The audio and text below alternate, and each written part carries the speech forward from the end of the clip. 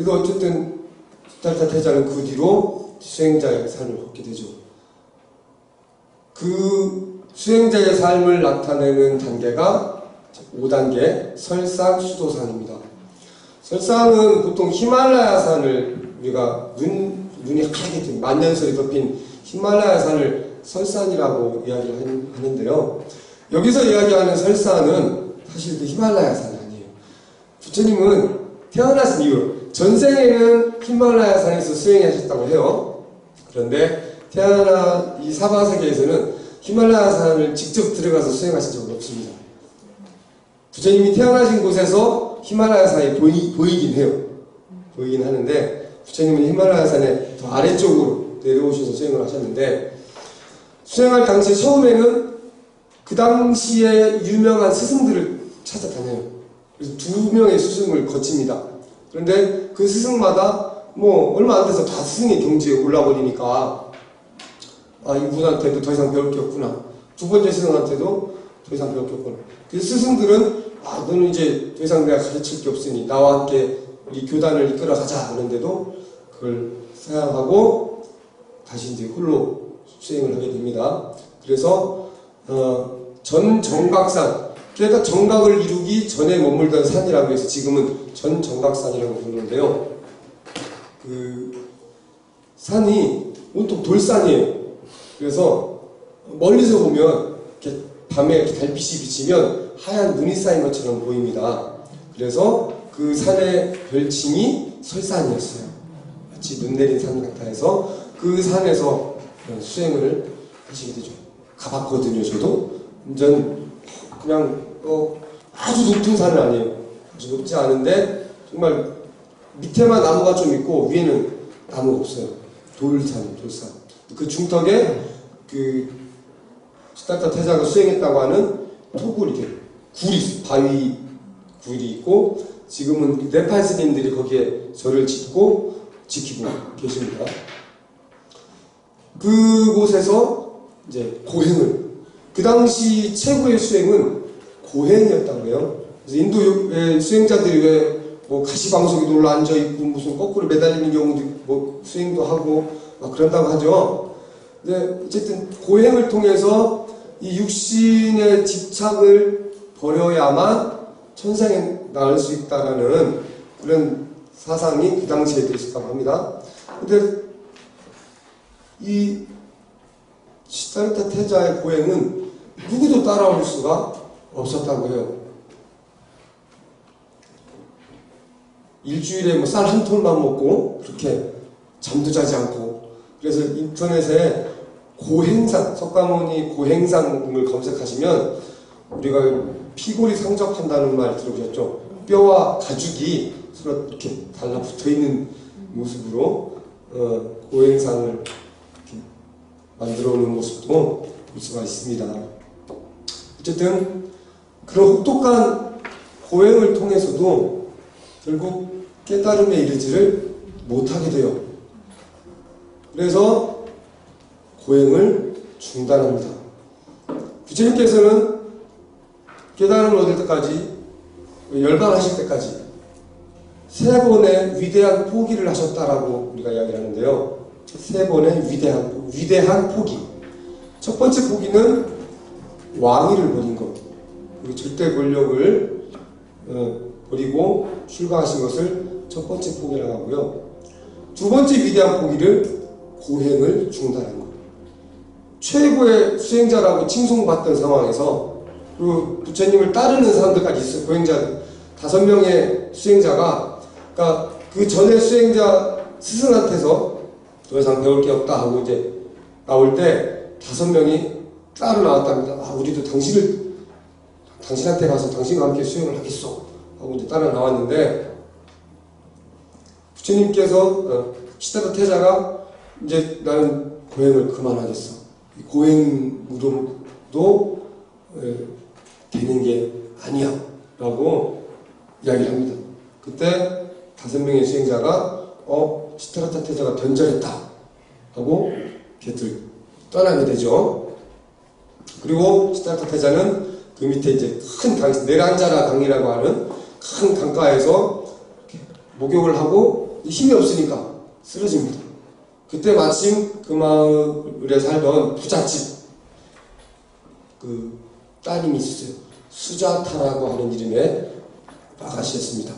그 아가씨가 유미죽이라고 해서 쌀과 우유로 섞어 만든 죽을 마침 갖고 어딘가를 가고 있었는데 이렇게 강가에 수행자가 쓰러져 있으니 얼른 가서 그 유미죽을 이렇게 드렸다고 합니다. 그 죽을 먹고 기운을 차린 거죠. 그래서 시다르타 수행자한테 최초로 공양을 한 사람이 그 수자타 여인이었어요. 수자타 아가씨. 그래서 요즘도 사찰 음식 하는 음식점 이름이 수자타라고 하는 경우가 많아요. 저희 광주에도 있고요. 서울에도 사찰 음식 전문점 수자타 검색하면 나옵니다. 자, 그래서 부처님 기운을 차리고 다시 어디로 가냐면 거기서 좀 더 떨어진 곳에 아주 수행하기 좋은 곳으로 갑니다. 큰 나무 아래에서 낙엽을 이제 걷어다가 편안하게 자리를 만들고 그 나무 아래 앉지요.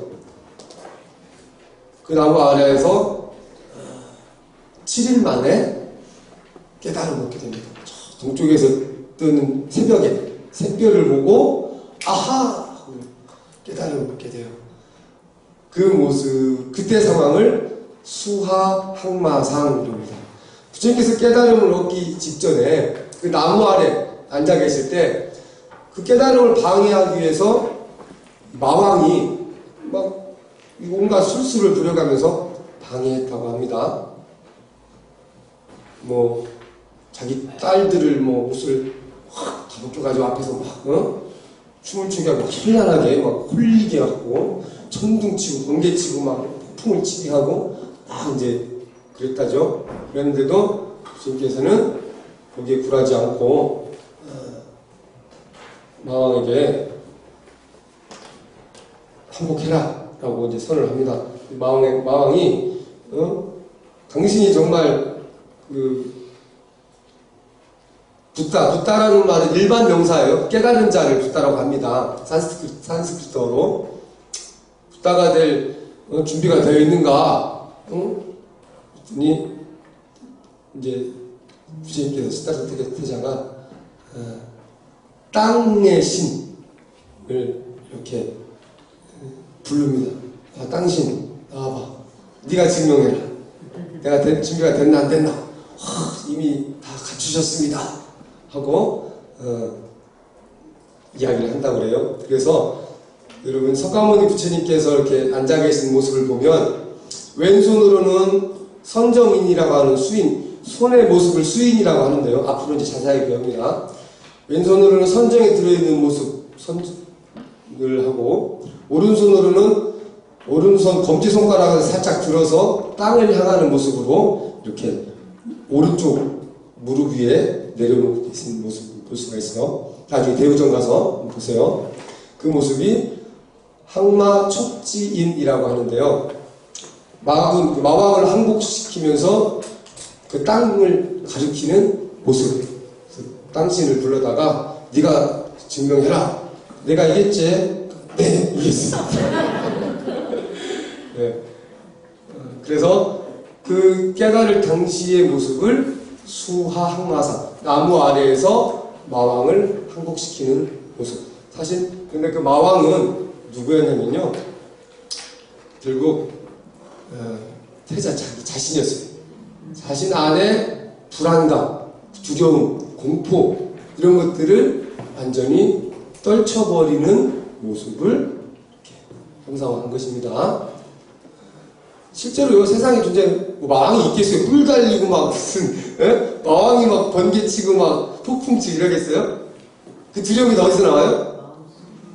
자, 여러분 속에 여러분 마음 하나씩 다 키우고 계실 거예요. 자, 수화항마상이었고요. 그 다음에 깨달음을 얻었으니까 이 진리를 전해주러 가야 되겠죠. 그때 어디로 가냐면 이 오묘한 진리를 과연 누가 알아들을 수 있을까? 그때 생각난 게 같이 수행하던 5명의 수행자들. 그래서 그 5명의 수행자들을 찾아갑니다. 아주 먼 길을 걸어서 그래서 5명의 제자들에게 최초의 가르침을 전하는데요. 그 모습을 녹원전법상이라고 합니다. 그 장소를 녹야원이라고 말하는데요. 사슴동산, 녹야원 사슴녹자를 써서 사슴들이 뛰어노는 동산에 그곳에서 최초의 설법을 하시게 됩니다. 그래서 녹원 설법상 그래요. 이때 비로소 사실 불교라고 하는 하나의 종교가 성립이 됩니다. 종교 전의 시간에 얘기해서 종교로서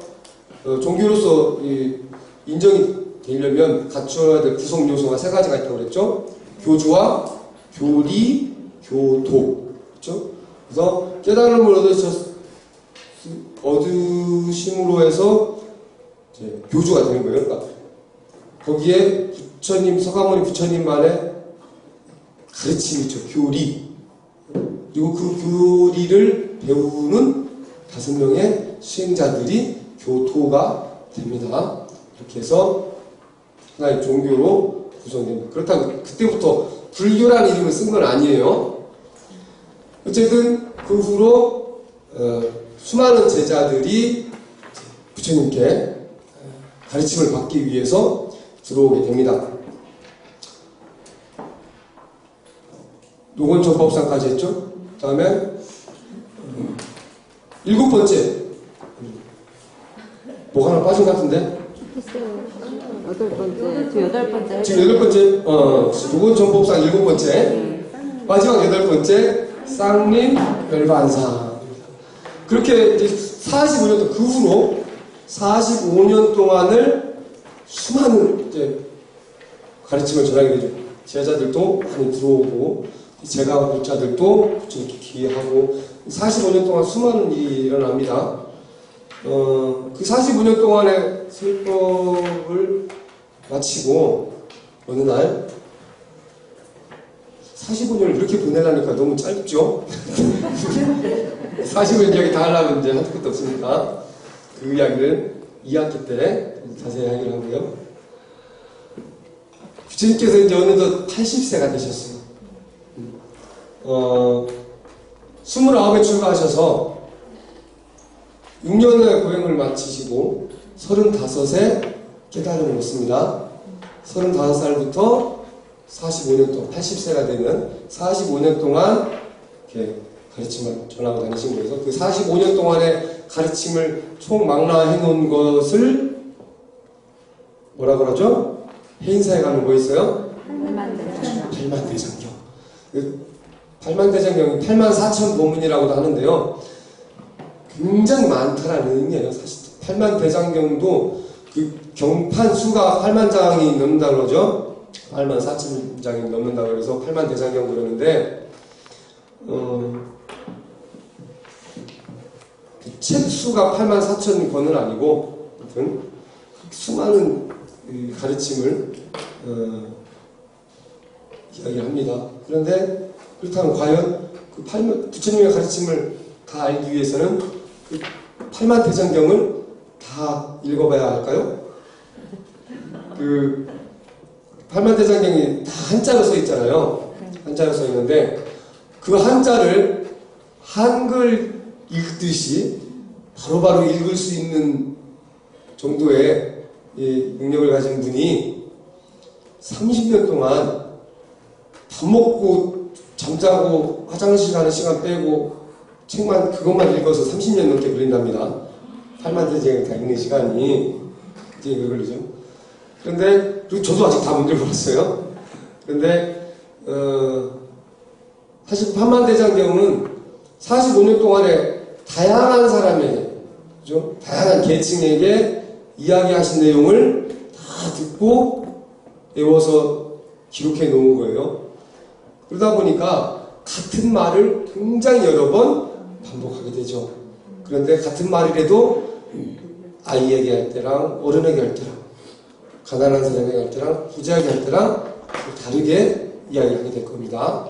그래서 그렇게 많은 이야기가 나오게 되겠죠.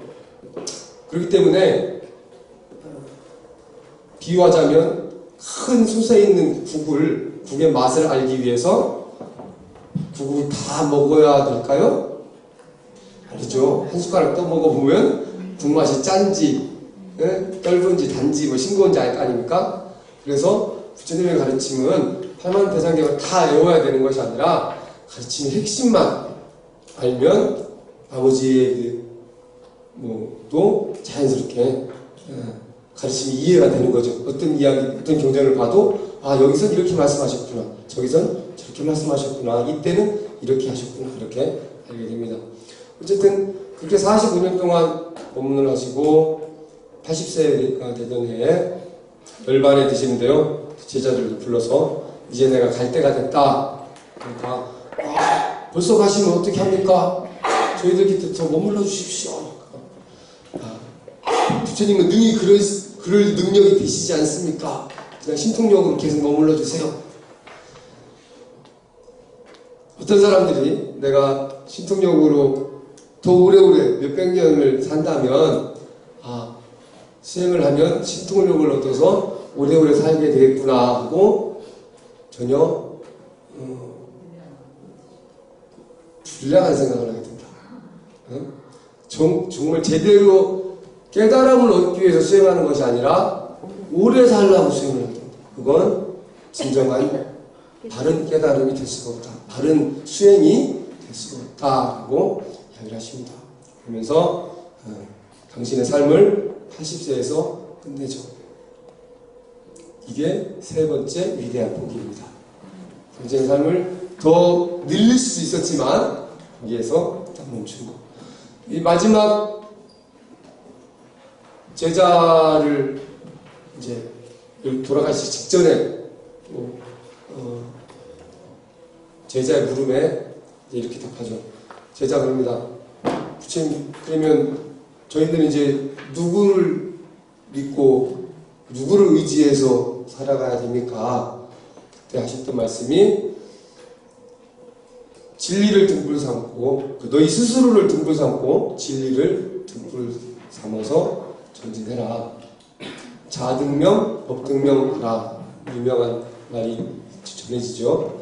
자등명, 법등명이란 말이 그때 이제 나옵니다. 부처님께서 열반을 앞두고 제자에게 내가 없더라도 진리는 영원하다. 그리고 너 스스로 누군가에게 굳이 의지하고 네가 부처인데 누구를 의지하겠느냐. 너 스스로를 의지하고 네가 부처라는 것을 믿고 그리고 진리는 영원하다는 것, 진리는 변치 않는 이 진리를 믿고 의지하고 수행해라 라는 말씀을 남기게 되지요. 그리고 나서 이제 안전한 열반에 들어가시게 됩니다.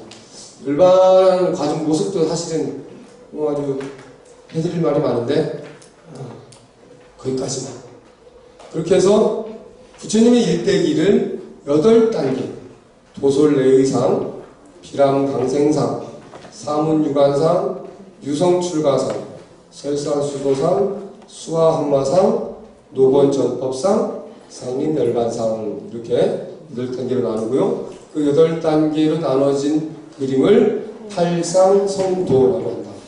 팔상성도가 모셔진 정각을 팔상전이라고 한다는 거 알아두시기 바랍니다. 자, 그리고 부처님의 제자들에 대해서 남은 시간 10분 정도만 짧게 좀 알아보겠습니다. 부처님의 제자, 45년 동안을 이제 수많은 제자들을 이제 키우셨겠죠. 수많은 제자들이 가르침을 받기 위해서 따라옵니다. 자, 어디 보시면 81쪽 표로 70페이지부터 부처님의 제자들이 나오는데요. 80쪽에 보시면 81쪽에 그림을 보시면 1번부터 석굴암 10대 제자상에서 1번부터 나열이 돼 있지요.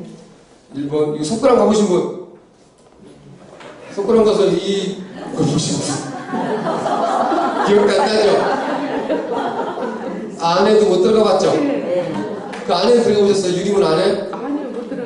그러니까 원래 그 유리문 때문에 사실은 석굴암이 좀 안 좋아. 예전에 그 유리문이 없었거든요. 자유롭게 들어갈 수가 있었는데 보호하려고 막 그렇게 유리문 달아놓은 것 때문에 오히려 그 안에 습기 차고 그래서 막 습기 제거하는 뭐 기계 막 그 안에 설치하고 그거 다 뜯어내야 되는데 그러지도 못하고 있습니다. 어쨌든 그 서가모니 부처님 아래 그 돌로 된 좌대가 있죠. 그리고 그 옆에 벽이 벽면으로 돌로 이렇게 둘러싸여 있잖아요.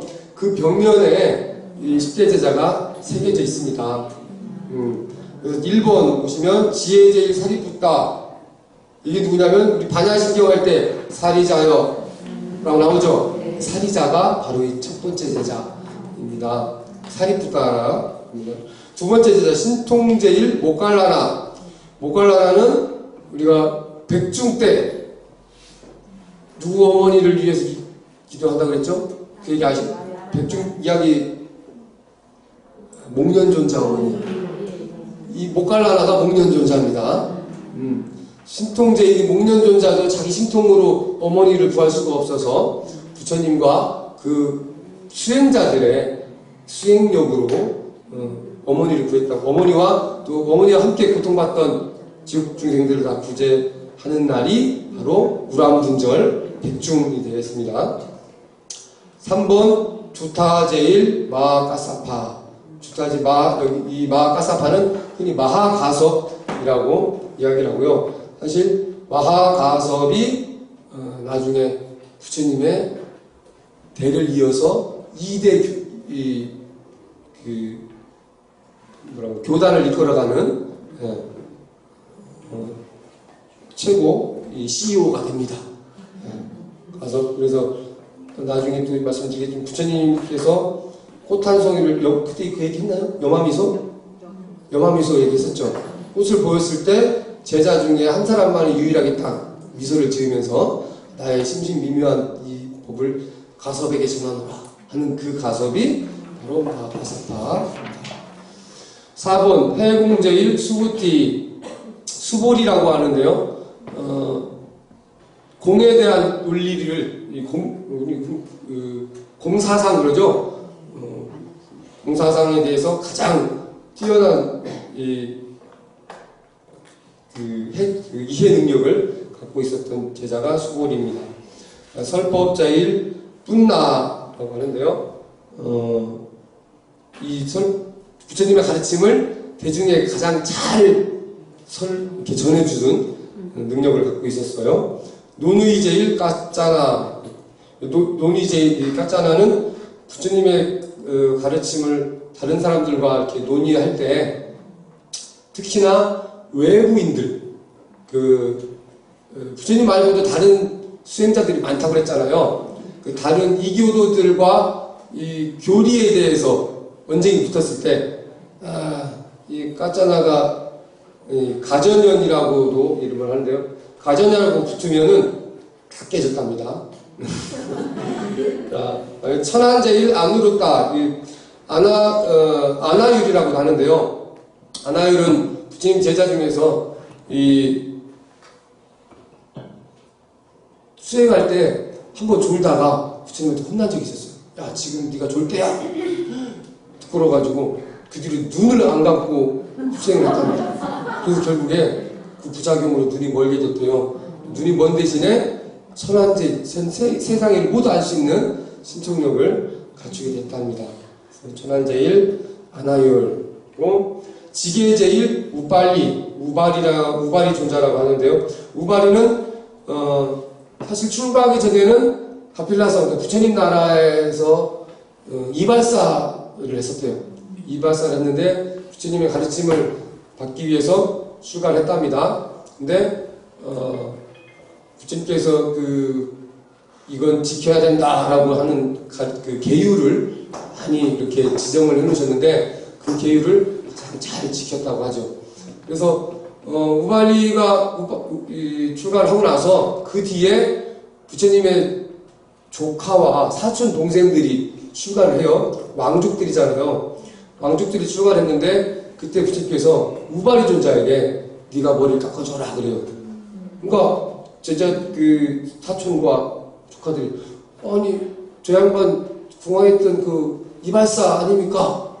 어찌 근데 주님께서 야, 더 이상 우바르는 이발사가 아니다. 너희들의 스승이다.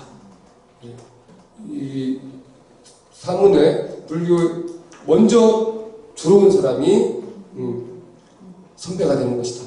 기존의 출가 이전의 지위와 권력은 아무 의미가 없다라고 또 말씀을 하십니다.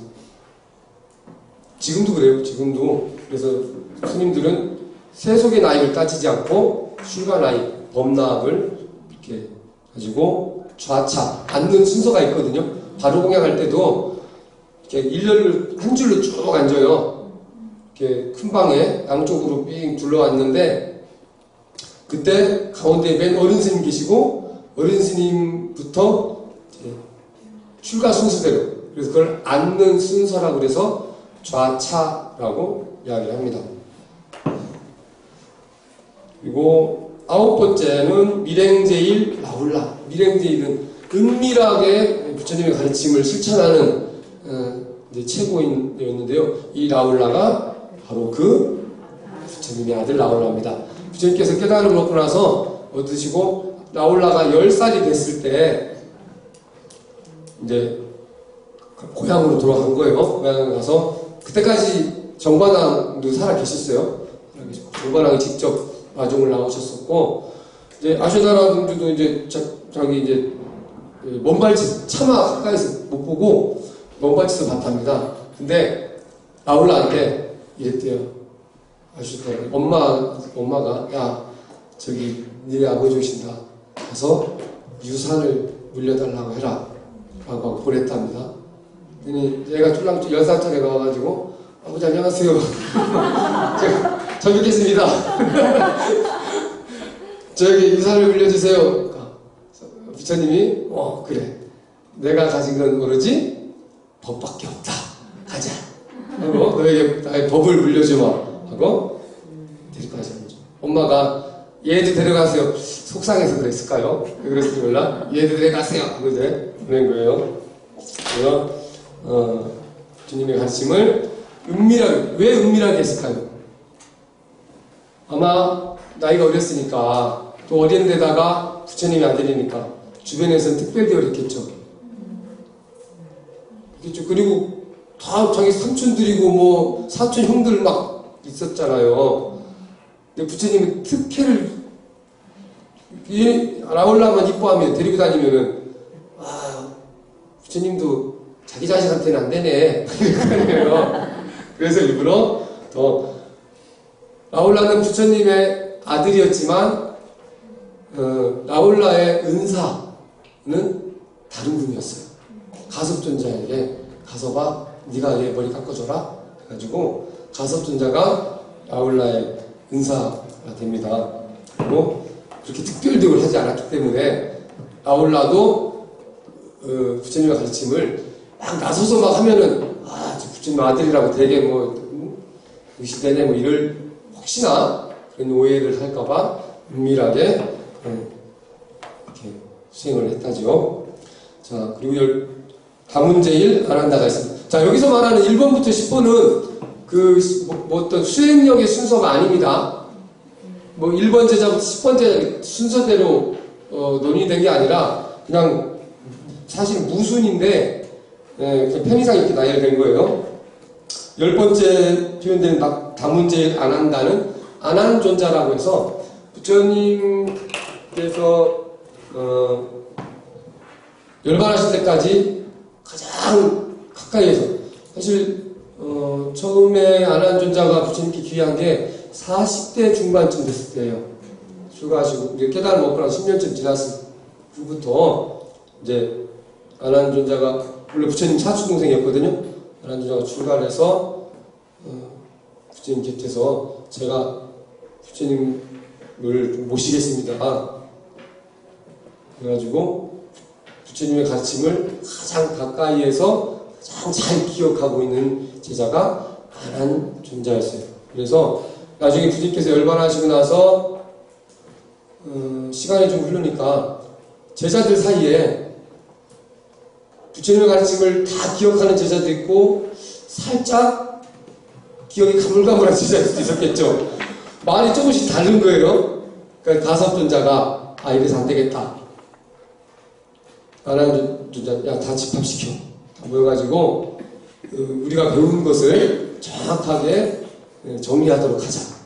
그래서 아난존자 네가 제일 잘 기억하고 있으니 네가 올라가서 들은 대로 이야기를 해라.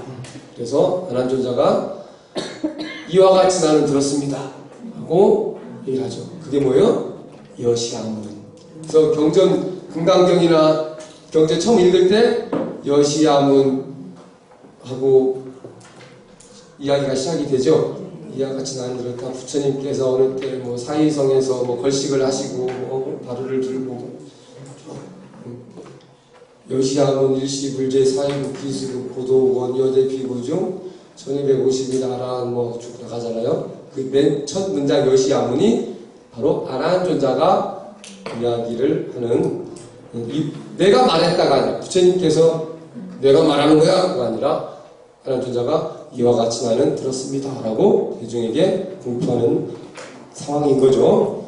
자, 이렇게 해서 알려진 바로는 1250명의 부처님 직계제자는 1250명으로 알려져 있고 그 중에 가장 그래도 수행력이 뛰어났던 10대 제자를 소개를 해드렸습니다. 그리고 이제 남자 스님들에서 비구라고 하죠.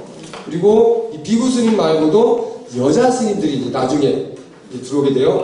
그 첫 번째 비구니가 누구냐면 바로 부처님의 이모 마하파사파티와 그리고 아쇼다라 공주 그리고 그 공주를 따르는 시녀들까지 한꺼번에 출가하게 됩니다. 이때도 아난존자가 중요한 역할을 하게 되는데요. 처음에 아난존자한테 그 이모와 형수잖아요. 아난존자가 부처님 사촌동생이라고 했잖아요. 다 친척이잖아요. 집안 어른들인데 그 이모하고 형수하고 막 와가지고 야 우리도 여기서 살게 해줘. 우리도 출가할게. 그래서 이제 부처님께 말씀을 드립니다. 저기 출가하겠다고 왔는데요. 안 된다. 처음에 막아요. 출가 안 시킵니다. 두 번째까지 출가를 막습니다. 네, 세 번째 또 찾아왔을 때 아난존자가 기지를 좀 발휘를 하죠. 부처님, 여자도 출가하면 성불할 수 있습니까? 그럼 성불하는데 남녀가 따로 없다. 여인들이 출가하려고 왔는데 출가시켜도 되겠습니까? 그래? 출가할 의지가 확고하면 받아줘라. 그래서 출가를 이모라고 안 하고 형수님 왔는데요 안 하고 여인들이 왔다고 해서 출가를 시키는 출가하고 보니 부처님 몰라셨겠어요?